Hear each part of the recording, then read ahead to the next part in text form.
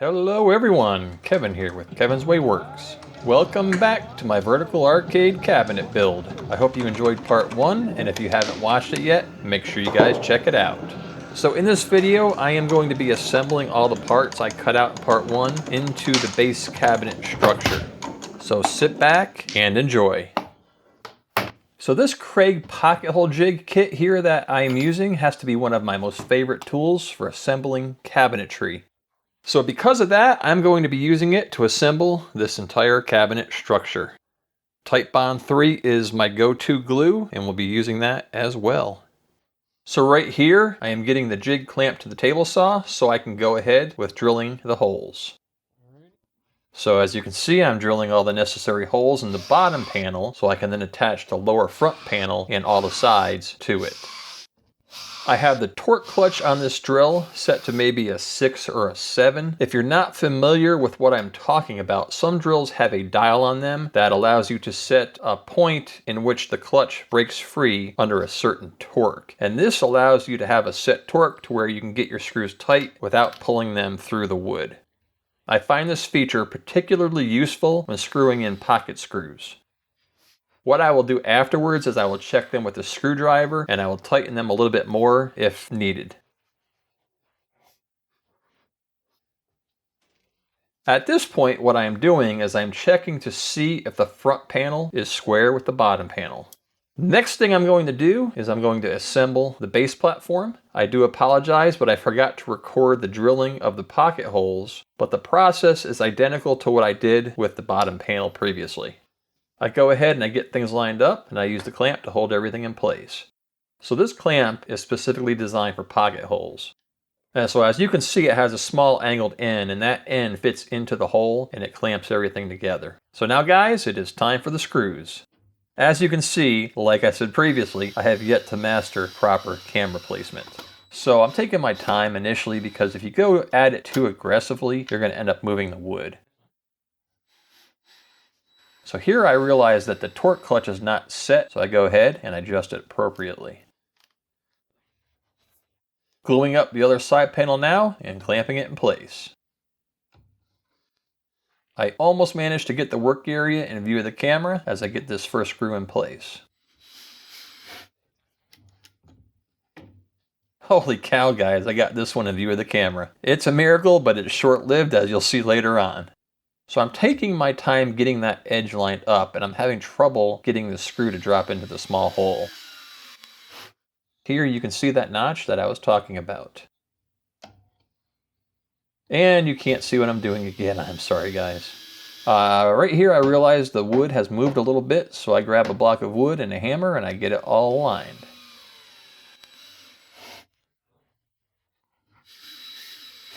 And finally, a good view of the final screw going in, and with that, the base support is done. At this point, I realized that I forgot to get the controller panel ready for installation. I still need to carve the areas for the buttons, the joysticks, and I need to round over the front edges. It's a good thing I caught it because there would have been no way I could have done this afterwards. So right now, I have the controller panel clamped to a sawhorse. I believe I have 1/8 of an inch round over bit in the router, and I'm rounding over both the top and the bottom edges at this time, and I am happy with the way this one turned out. Time to get the top panel clamped down so it can also get the router treatment.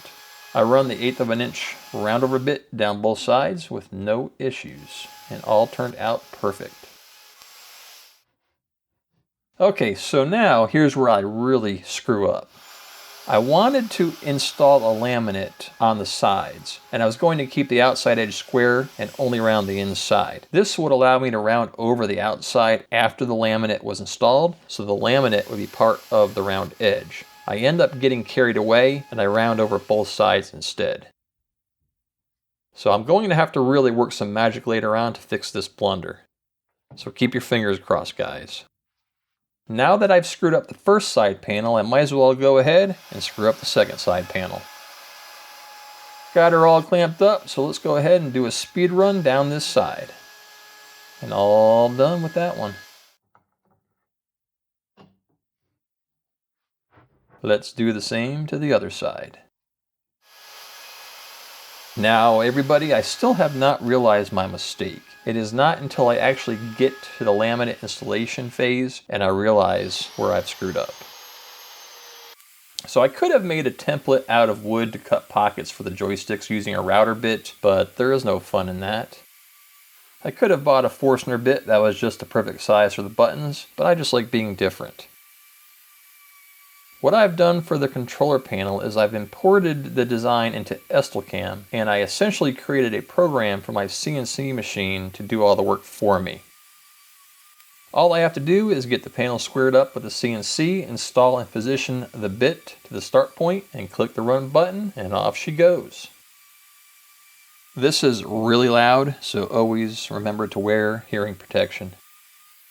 So I personally know several people in the construction and industrial fields who never wore hearing protection, and they began suffering tinnitus at a young age, and pretty much have been wearing hearing aids since their 50s. And you don't want that, guys.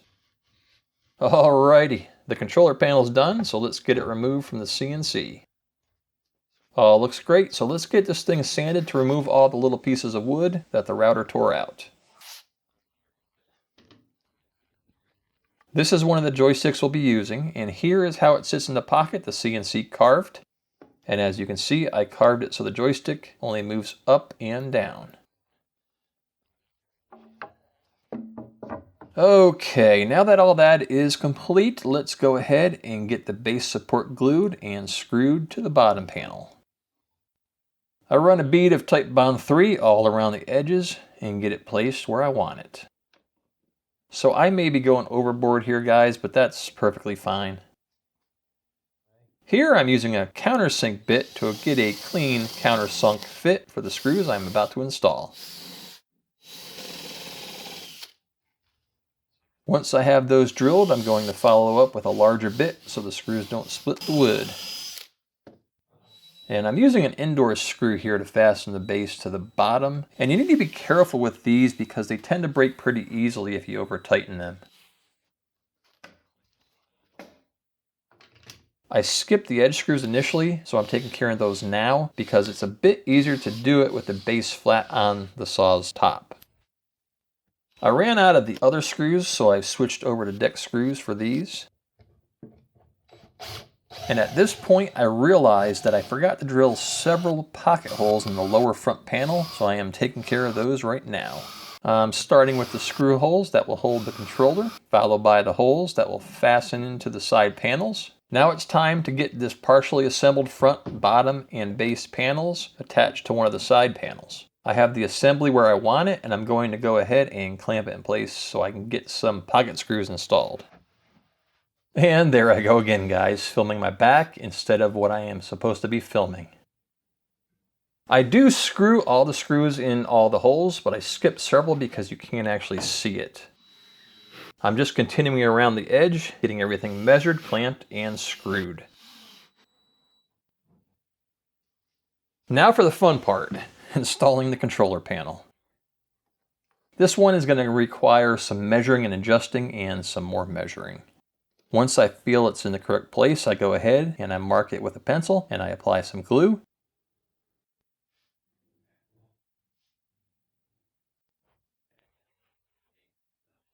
And at this point, I realize I forgot the pocket screw holes again, so I go ahead and I quickly get some drilled.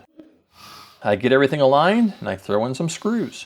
And those two holes in the front are inaccessible and not necessary, so I just go ahead and I skip those. It's now time to get the top panel installed. I measure and mark this one off screen. I do apply glue, as you can see, on the end of the panel.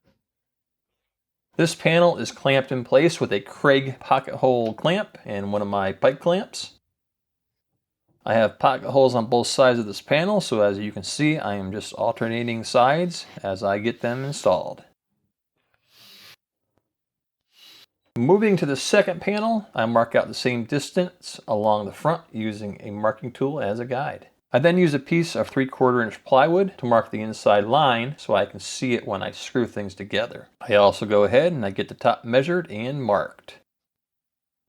What I am doing now is I am installing some pieces of wood as guides just to make installation easier. And I did remember to apply glue along all of the edges. Now I'm carefully lowering the side panel in place, taking care not to get glue where it's not supposed to go.